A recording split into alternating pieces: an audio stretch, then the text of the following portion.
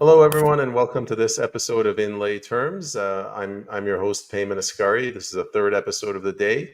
Kari, you're having some. You were doing fine. There we There, go. There. lighting. Yes. How's it going, Kari? It is busy payment on so many fronts, but moving in at least a good direction, probably more interesting, but I think we're making progress, at least on some of the battlefronts. And Kari, I don't know how you do it. Like we saw each other in Edmonton. It was fortuitous, but we didn't plan it. But I get the impression you put in twice as many hours as I do, and I'm like perpetually tired. So what's your secret? Oh, I think just, yeah, that's a good question. I try not to think about that payment. How about that for an answer? I've been blessed with a lot of energy and need very little sleep. And I guess that's, when you're doing what's right also, and you're seeing results as a result of your efforts, I think that also kind of puts a little bounce in your step. But yeah, it's been busy. Those days in Edmonton during the National Citizens Inquiry hearings are long ones. You're sort of out the door by 7 a.m. and you don't get back till 11 p.m., right? And it's nonstop through the day, solid 4 days. Leading up to that, of course, being on that board, it's very busy. And then, of course, when you're trying to save the lives of 400 ostriches, because everybody has to do that, it adds a lot. But, technology helps. Good people, good teams of people help. And, that's where we get to go on this stuff, right? For the ostrich thing, I had a suggestion, and I don't know if it's going to be accepted, but I thought, like, if they're going to come and kill the ostriches, then we can get a bunch of volunteers there to ride the ostriches down to the border, and we could ask Trump to give them all amnesty and give them American citizenship. Yeah, refugee status. Yeah, please. Exactly. Yeah, that's that suggestion has been, I've heard it a few times. There might be some serious notes to that, but of course, they're owned and quarantined by the Canadian government right now. So, ironically, in the past, people have done that. So there were a flock of sheep in Ontario that the CFIA wanted to kill and ended up killing.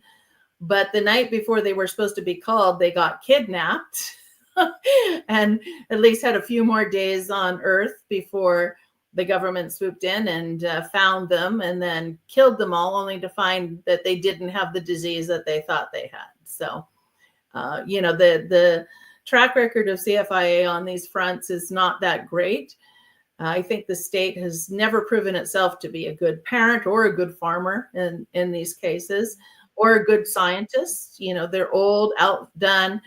And of course, there's no motivation to do what's right because, we might lose our jobs in controlling whether it's, children in need of care or animal control populations. So the industry attached to this is part of the problem because people's jobs are dependent.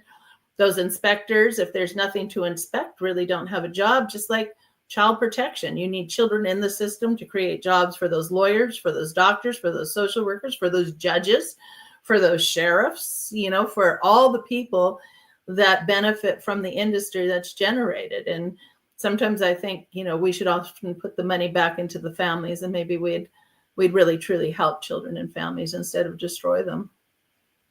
So, final suggestion for the ostriches to save them. Feel free to take it or throw it back. Have you considered painting them in the colors of the Ukraine flag to get the government to support them? That is one suggestion I have not had any thought or put in my brain to, Payman, but of course now I'm going to have to consider that. Well, cloak them, right? And yeah. If anything, they'll give you money then, like save the Ukrainian ostriches. Yeah. Yeah, that would probably boost the help. The fundraising aspect of this, the money that it costs, because of course the government keeps tying up the family with legal bills and, bringing on court actions that probably really don't need to be done. This last week, the family got slapped with, well, you have to contain the runoff water because, your fields the snow is melting and the water's running down the road and the culverts. Like, come on, this is how ridiculous it is. But people can go to saveourostriches.com. They can see what's happening there. And every day there's something new. But the good news is the ostriches are healthy. Nobody's dying. Nobody's sick. And that's a problem for CFIA at this point. So I know we didn't convene this interview to talk about the ostriches thing, but I'll say one more thing. When it's in the interests of government, the state, they'll look the other way. Vancouver, downtown Vancouver, like that Burrard Inlet or whatever it is, just by Granville Island, like they have so many brown notices. It's just like it's a biohazard issue because you have so many people living in one area and they don't process the sewage, they just dump it in the water, or they don't process it enough. And That's perfectly Victoria, fine, but the runoff from the ostriches, oh heaven forbid. Victoria is the same way. They dump raw sewage. And when you think about what they're asking about the ostriches now, Payne, what about the ducks that we know, the wild ducks, the wildlife that we know are the carriers of this virus? How are you going to differentiate, whose poop's contaminating the water runoff and whose isn't? Really. So it's just, there's no logic. And I think that's one of the most frustrating aspects of so many of these things, whether we're talking, the culling of millions and millions of birds in Canada and cows, and the cats are coming next. You watch this avian flu and the cat connection. That'll be the next thing. And of course, injecting people. So I just noticed today that down in the States, Robert Kennedy's just saying, no, this avian flu virus vaccine, mRNA, which they're pushing out, he said, no, we don't have enough evidence to support that it's good for anybody or needed. There's no cases of human to human transmission at this point. So, again, it's like, where have we seen this scenario before? So they may have been trying to pull this one a little too early. I think the memories of COVID and the tactics and the strategies that were used against the Canadian people, looking back now, I think are becoming clearer and clearer to an overwhelming majority of people. Yeah. So let's leave the ostriches in the rearview mirror. I wanted to talk to you about the BC Conservative Party. So this party was kind of like whipped up in record time. They resuscitated it, but now there seems to be some problems with people resigning or being terminated. What's going on? Well, actually that's not the full story. So going back in about 2018, a number of people saw the writing on the wall that the BC Liberals, which used to be very conservative, wanted to be small, C Conservative wanted to have smaller government under Gordon Campbell, had lost its way under Christy Clark. Suddenly we saw the government overreach. We saw the government overreach in schools, the removal of parental rights, the introduction of SOGI. Christy Clark got on the gender bender highway, gender jacking protection within our human rights codes. And I think, around that time, everybody said, okay, here we go again. We just have two NDP parties now, right? So there wasn't a fiscally conservative. And I almost hesitate using those terms because I don't like right and left and conservative and liberal and NDP. I think those days are kind of gone. The government machine, if you will, either you have a proper rule of government in the lives of Canadians, or you have this self-perpetuating industry now called government. And I think those are the two polars that we're looking at. Do you want restrained, limited government in our lives that, fixes the roads, deals with the infrastructure, keeps Canadians safe? Or do you want this, self-perpetuating, never-ending, money-eating, taxpayer-gobbling mechanism that just, constantly is invading into the lives of people? And so I think we're really moving in that area. But in about 2018, 2017, a number of people decided within the BC Conservative Party, and I was one of them. I said, no, there has to be something different. These two parties are the same, meaning the NDP and the BC Liberals at the time. They've lost their way. They're, not in doing government properly. So a number of us decided that we would move into the BC Conservative Party. and just build that party. And the first obstacle we came is the placeholder executive that was there, Trevor Bolins, Ryan Warwa. And it was clear that they were there to make sure the party didn't grow, if you can imagine. So then we come along with the ability to mobilize people and get things done and bring people into the membership. Sorry, Kari.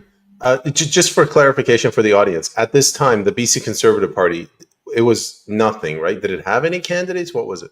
Yeah, no, it ran a few candidates in the elections, but very limited.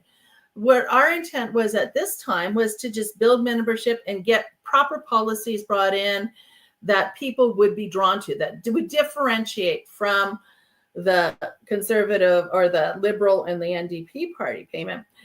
So a number of us were working on those areas, but we also thought, okay, we'll start building the membership now, because we knew that there's a season for everything. Like, remember in 2001, we obliterated the NDP, right? Their political cycles have their way, and we were moving up to one where people would be ready and wanting and needing a change. So just to give an example, and I'm going to be very forthright and give all the inside information here. These people that were set at the executive, so you have Trevor Bolins. He never bothered to build a riding association. So one of the things that made the BC Conservative Party very special is the power was with the people in the riding association. So the constitution of the BC Conservative Party said that every electoral riding had to have a riding association, because the structure of our constitution was to give the power to the people, meaning the people in Vancouver have very different needs than the people up north, right? That's just the reality, or in the interior. So with the structure that we had, those riding associations had great power. They were able to have a say in who their candidate would be. The provincial office would always get to approve the candidates, but then all those candidates had to come back to the local level, and there would be a determination from the local people who would best represent them, who would advance their needs and be a strong voice for them. That came back to the riding associations, as did the delegate selection process. So typically in a riding association, you would be able to choose those 10 delegates that would go to that annual general meeting every year and pick who the leaders were going to be for the provincial party. So it was very much power centered, not from the top down, like the Liberals and the NDP and everybody. This was people power, literally, in the grassroots level. So the people that were the placeholders there, I'm sure, put there so that the party didn't grow. I remember being at one of the meetings early on, and I said to Trevor Bolin, the meeting was here in Langley, and I said, I have these meetings. We have 400 or 500 people out. Can I just have paper membership so I can sign people up right away? Oh, that's a great idea, Kari. We'll get those to you. 3 years later, finally, we just made our own, right? Never had a brochure. There was no intent or desire to grow this party. So this little group that I bring along, of course, is just kind of upsetting that apple cart, because we're bringing people in. I was speaking at a rally in Kelowna in 2020, and a group of us from the party thought, oh, okay, we'll go up there and let's just see if there's a taste for the BC Conservatives. I was giving, 10-minute speeches or 20-minute speeches. So we made brochures. I knew that all hell would break loose if that party president found out we made brochures. So all I did was copy and paste the website, right? Made the brochures. We bought water bottles and stickers. Hot day in Kelowna, you're going to be the most popular place if you're handing out cold water, right? 1,000 bottles. We bought banners. I paid for the banners, BC Conservatives, the tables we took up. And after my little speech up there about what was going on politically, and we needed people, power, people to do things, people were lined up to sign up for the BC Conservatives. So we started bringing people on. When the Healthcare Act came down, that was just going to destroy how we ran healthcare in here. We put together those healthcare professionals. We helped them. We did the postcard campaign. just before all this is when Aaron Gunn decided to come into the party, the gun gang they're referred to. Now, Aaron Gunn had just been booted out from the BC Liberals. He wanted to be leader, no life experience, no family, no life. And he's going to run the BC Liberal Party, which I think a lot of the senior BC Liberals kind of laughed at. They didn't like his form of politics or what he brought, so they literally kicked him out of the party. And that pissed off Aaron Gunn. So his next choice was to do the common sense movement. Ironically, I have a full-page article from 20 years ago, way before all these guys, saying what we need in politics is common sense, and all about Kari Simpson out of the province newspaper. I think there's still a little bit behind on that. What we need now is uncommon sense, because there's just not enough common sense to go around.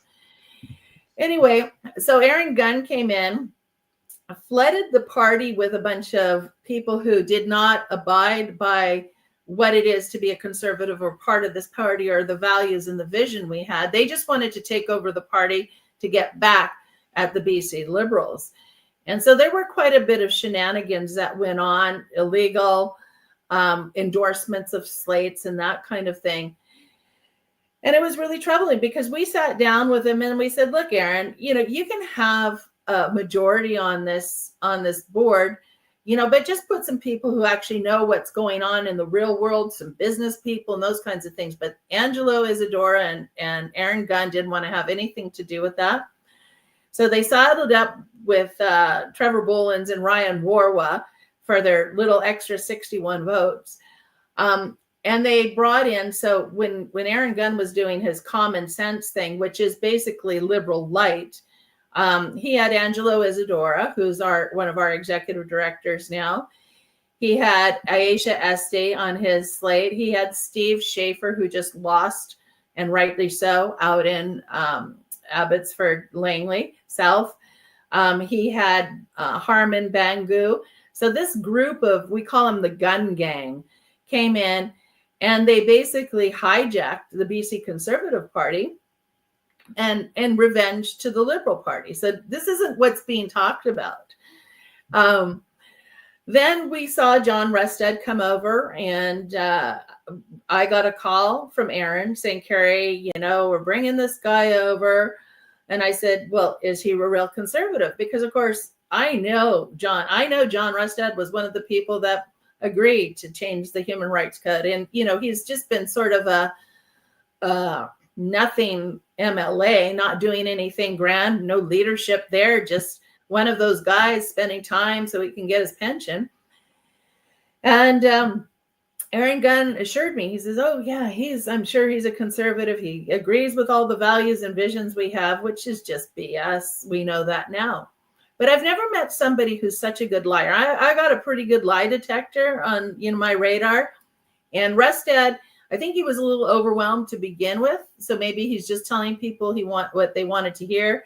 But the amount of deceptions and manipulations that we've now caught him in, payment, so there's a big divide. So when you hear that this is one big happy family, it is not. It has not been one big happy family for a long time. The board put in by Aaron, the gun gang, has engaged in unconstitutional behavior. They're booting members out. They're disbanding riding associations. They fixed this last AGM. Delegate selection. They had to approve delegates at the AGM. They brought in constitutional changes. Nobody knew what they were changing in the Constitution. They did not post the policy document in time up on the AGM like you're supposed to do. And then there's this little matter of bussing in a number of Indo-Canadians. And John Rustad was overheard saying, don't worry, we got this. I Indo-packed the meeting. There's recordings available. The stuff that's going to come out in the next few days, weeks, will hopefully purge the party. And I think this is what I said recently. We got to get the con out of the conservative, right? So you have two factions now. Of course, then we had the departure of Dallas Brody and the two MLAs that followed her. So there's a lot of discussion going on. So on my flight back from the NCI one on Friday, my phone was blowing up when we were in Edmonton there together. Like, oh my goodness, what's going on? I finally just put out an email, said, everybody just breathe.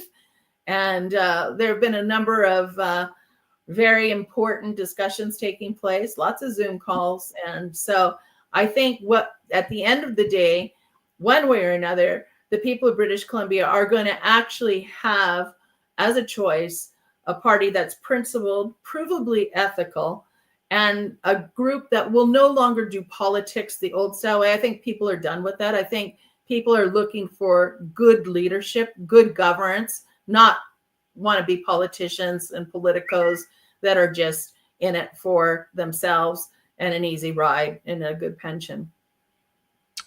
So you did such a good job explaining that. I didn't want to interrupt you, so bravo.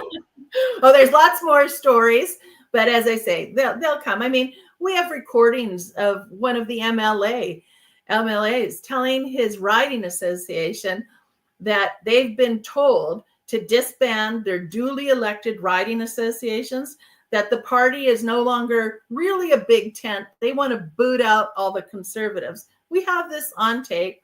We'll probably be releasing it. We have other tapes. It's not going to bode well. John Restad should resign, as should the board. If they care about this province and if they actually care about this party, they should step away.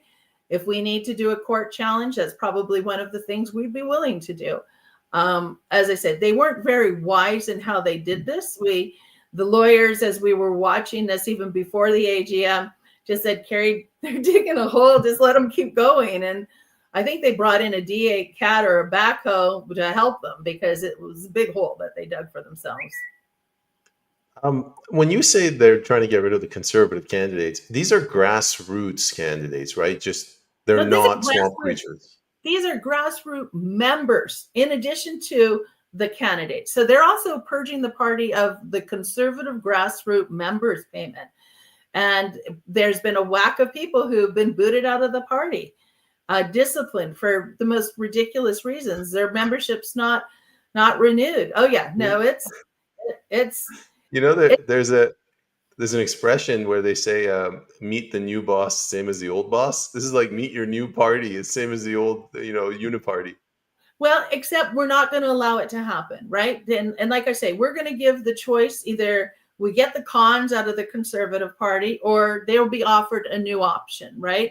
BC, British Columbians deserve to have a party that is first and foremost intent on serving British Columbians, not special interest groups, not China, not any other group, but British Columbians, and doing what's right for us as a province in the most wonderful country that, I don't think we'd be inclined any of these options to piss off Trump, and if people want to buy American bourbon, they can, but hopefully we'd have a little bit more sophisticated leadership and ability to negotiate on a business level instead of, juvenile politics, right? Yeah, I'm not even going to go down that Trump road right now. I've had such a long day with the leadership convention yesterday. Yeah. What are the chances that in the next 3 months, 6 months, we're going to see another party that's more grassroots? I think things will happen one way or another very quickly. I don't think you're going to have to wait 6 months. I think those decisions, we'll know very, very clearly if a court action is needed, and if John Restad and company want the world to see what they've been up to and sworn affidavits, and end their political careers as people that manipulated elections and lied to people and certainly were not what they wanted people to believe or how they portrayed themselves, then we'll give them that. We're happy to help them with that. If there's some sensibility and an ounce of principle ethics in them, they'll step down. They'll admit that the whole AGM was a fraud, and we'll find our solution that way. If that happens, I'm not sure you need another party. If that doesn't happen, as I say, one way or another, the people of British Columbia will have an alternative, and it'll be ethical, principled, transparent, and accountable. So let's go down that dark road where it doesn't happen, where Rustad digs his heels in. What is what size, what number of candidates are we talking about that are actually good candidates, not swamp creatures? My words. Um, yeah, I might borrow them at one point, but I have to be diplomatic in my capacity, as you can tell, right? Um, I'm not gonna give you the exact number, but I'm gonna say significant, and certainly the strategy associated with identifying that significant number of people and who they are is well planned out already, right? So it will not be boring on the political front in British Columbia, on the front of making sure that people have that ethical choice and principled choice in governance. It's a diplomatic answer if I ever heard one. You're good at your job. Um, Before I get into my question, Ray of Light says, "Thank you for doing this." So Yeah. thanks, Ray. Well, you know what, it's been a real challenge because, of course, we tried desperately before even the election to get John to understand that he was not operating in the interest of the party or what the party was about. But it became very clear to us that that wasn't his intent. That was never his agenda, Payman. He had a very different agenda, and it wasn't one to serve British Columbian first and foremost. It was not one to offer ethical leadership or good governance. It wasn't one that of honesty and transparency and listening to the people. His political strategist and his agenda did not include those things. And so, when you're willing to just sort of give the bird to the people that can, and the other thing is we should have won that election. Had John listened to the grassroots people about what issues did matter to them, he'd be sitting with 80 seats right now. And thank God he didn't listen to us, because then we would be in trouble. That would be a harder road for us to hoe than the one we have right now of taking down somebody who has lied to the people of British Columbia, who's lied to his own members, who lied to candidates. I mean, look at how he treated some of these candidates. Rachel Weber up in Prince George, you're the best candidate we've ever had. Oh, you're out, Same thing in Kamloops, same thing, over and over again. When the stories come out about how he treated the members, how unprofessional, I mean, even down to just writing responses. I mean, it's just been a joke. They can't even govern their own provincial board, let alone a political party, let alone a province. So thank God that, we didn't do what he didn't listen to us in some ways, right? So, good things come in some very strange packages sometimes, and we'll take this one. Hashtag silver lining. Absolutely. My question, uh, is this an issue of tweaking the Constitution so this doesn't happen again, or is this like evil will always exist and you have to be vigilant? I get asked that often, especially whether we're dealing with the courts. We could have a whole nother week-long series on what's going on in our courts and things. And I think any system where humans are involved, or systems of man, you're always going to have your challenges, right? It's never going to be 100%. The courts, can we straighten the deck? Absolutely. And how do you do that? Well, accountability, transparency, people who actually watch, allowing, this, I think one of the majority of problems in Canada finds its basis in this business of protect thy own ass at all costs and not do what's right. Do we have an ability to bring accountability, uphold the people? And this is what we're having, whether it's the ostriches, the political system. I mean, everybody would call me, Kari, I know you're right, but if I speak out, I'm going to be booted out of the party, right? So we have those, and that's not right. We shouldn't be having those things. So, so systems of man, no political party is ever going to be 100%. Can it be better? Absolutely. Do we have a lot of work? Yeah. Do we have an Elon Musk? No, I don't know. I want to be mindful. Carrie, are you still there?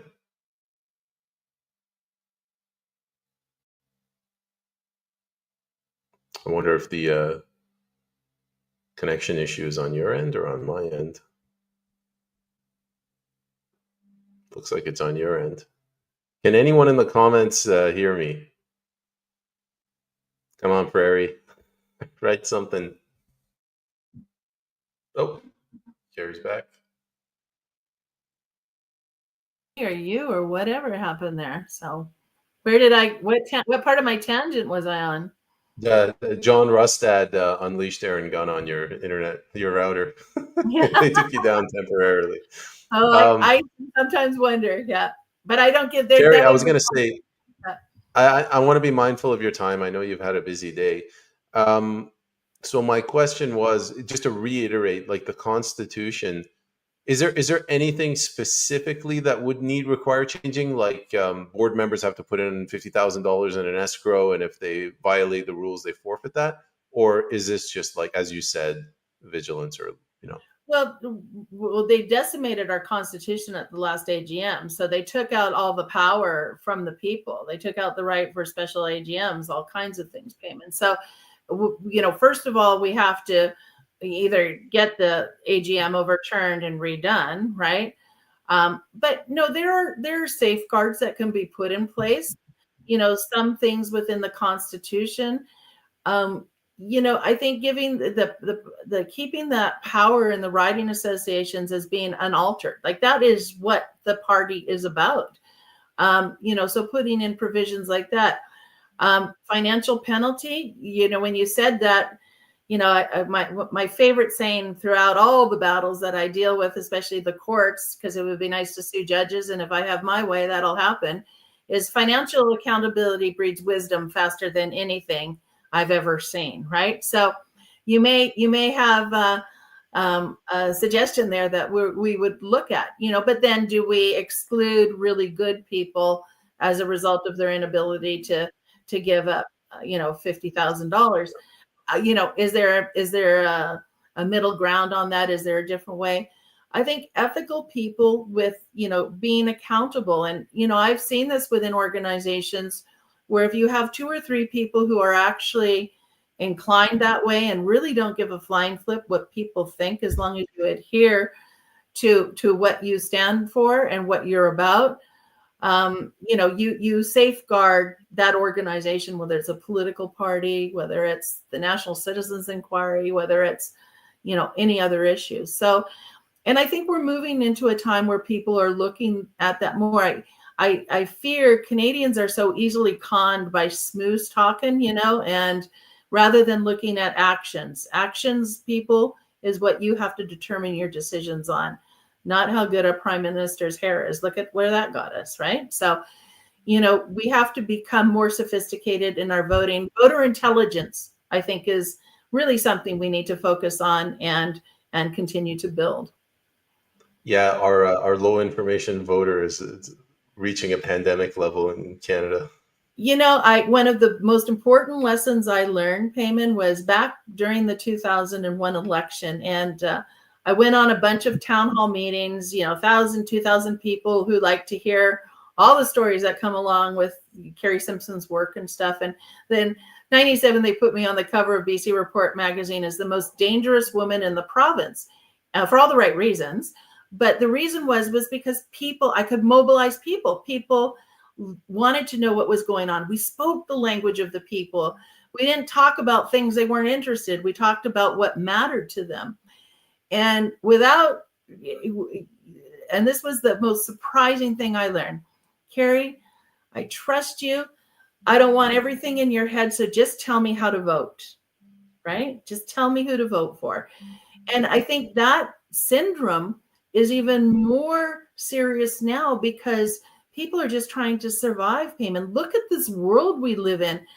Families concerned for their children, drug abuse. You can't go to the library without dealing with needles and stuff put in front of it. Trying to meet your mortgage, inflation, avian flu. Oh my gosh, are we going to get eggs?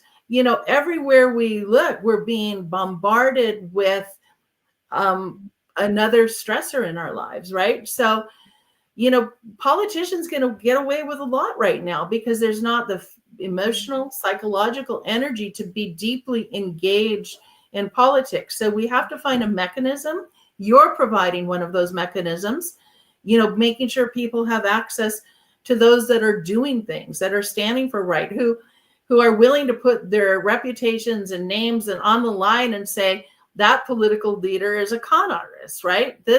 And being able to back it up, not just for political points, but to say this is what this individual has done, and this is not consistent with what we want for leadership in this province or the nation. And of course, the nation, we're going to have another election here pretty soon, and we're going to have to make some important decisions on that as well. Yeah, I always say all I do is I bring good human beings together because they're just ordinary citizens, not professional politicians or actors. Yeah, who would much rather be doing something else than battling all the time on these fronts. Yeah. But, dang it, all those kids I had went and had a whole bunch of grandkids, like it's their fault, right? So, but that's their future. It's your future. We have to care about what is happening for the people that we love and for the communities that we are part of, right? That we do have a responsibility to do that. So, I'm willing not to get too much sleep, never rest, but we get a lot done. And there's so many good people. There are so many good people now doing so much. It's good to be a part of that and to have a front row to that, right? Front row seat. I'll give you an analogy, Kari. Formula One cars, they're designed in such a way that like they get stressed to the max, and when they cross the finish line, the engine literally just like craps out. That's what I feel like I am. Like I'm pushing it to the max until the election, and then I'm dead. Yeah, people go, Kari, if I pay for you to take a holiday, will you? I go, well, as long as you don't want me to come back, because if I ever go and find out what the other life is really like, I ain't coming back to this. But of course, I'm teasing. But I know that analogy. I feel that analogy, and it's probably applicable on a lot of occasions. So yeah, live hard, die young. Yeah. Well, I used to say that, but I don't know. People go, Kari, I'm always praying for you for strength, and I feel like sometimes we'll stop, like just a day off, maybe, right? But bless them all. Yeah, good people in this nation and in this province, and lots of good things happening, Payman. So, Kari, I want to let you go because I know you're busy. Any final thoughts? Anywhere they can go to follow you, support you? Yeah, the problem I have is I really don't do a whole bunch. Go to my Facebook page, Kari Simpson. Occasionally I post on that. The most important thing, and I will be doing this, there's just so many people who want this information. I'm going to be publishing my IS report. So important stuff, right? And that used to go out to people that were just like you, out broadcasting, getting information out.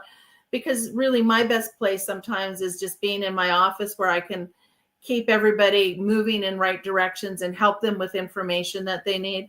But clearly we're at a point now where we have to be a little bit more available to a larger group of people on a more ongoing basis. So, you'll be able to get my IS report. I'll come back when we have that all up and going, and we can tell all your viewers about that. Okay.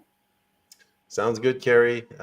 Thank you very much for taking the time to be here. It was great to see you in Edmonton, and I don't know, keep fighting.